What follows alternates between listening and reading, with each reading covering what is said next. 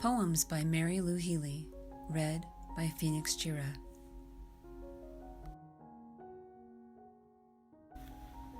Sonnet for Wings. We can lift ourselves on unseen wings, when all seems dark and gloomy to the eye, for there are hidden very precious things. Within ourselves we find that we can fly, from ills besetting us and misery, from circumstance designed to make us cry. It only takes a little thing, you see, faith that it's just for now, that by and by our inner sun will burgeon into light, and lifted on our wings of fervent hope, we find surroundings turn again to bright. We only need a little strength to cope. That's when the wings of prayer lift us again, to where tomorrow makes an end to pain.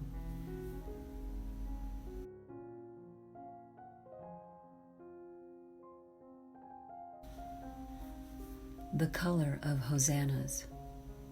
Ankle deep in rainbow dust of my fervent imagination, I whirl in abandonment, lifting and scattering, sowing color into my private cosmos. In the quiet between stars, those orbs that I have fashioned to my fancy, as in that quiet between friends, I find a transcending peace.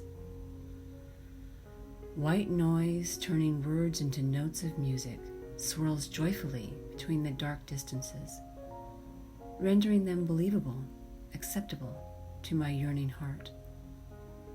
A language too slippery to hold sings like arpeggios irresistibly practicing scales, ascending, descending, like angels before the throne, and leaving Hosannahs to echo forever in the deep.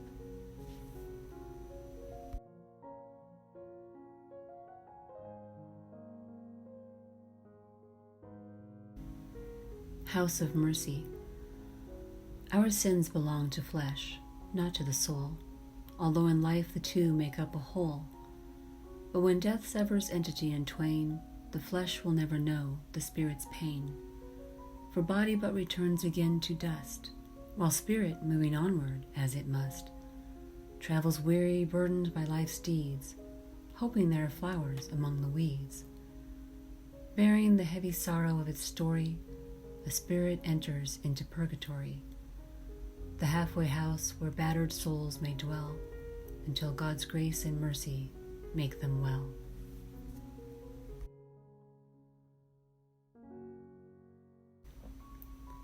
Speculations on a nebula. That swirl of opalescence aglow, in darkness, jewel of probability on the bosom of nothingness. Is it a flower in the Creator's buttonhole, scentless but fringed of petal, heavy with promise, seeding the universe? A cluster of stellar bees from the keeper's hive, seeking the nectar fields of space. A celestial Grand Prix, Doppler shifting as lights change violet to red, headlamps accelerating into the long night. A spiral of arrows piercing the cosmos, sprung from the bowstring of beginning, in flight from the was to the will be. I think it is the scythe of tomorrow, reaping emptiness and sowing stars.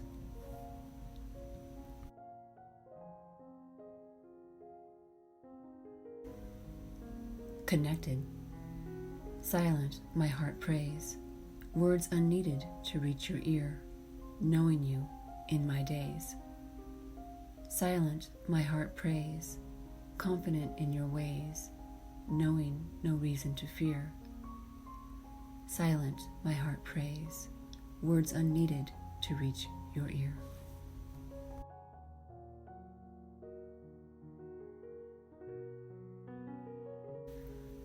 Hear me.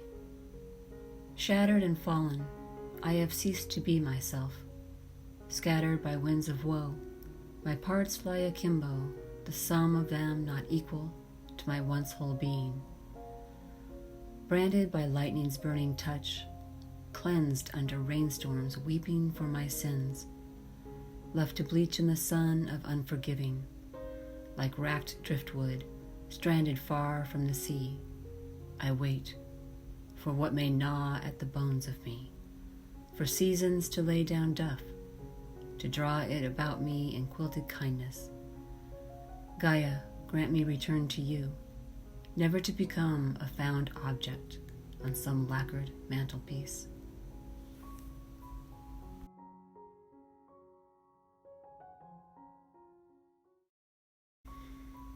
Seeking.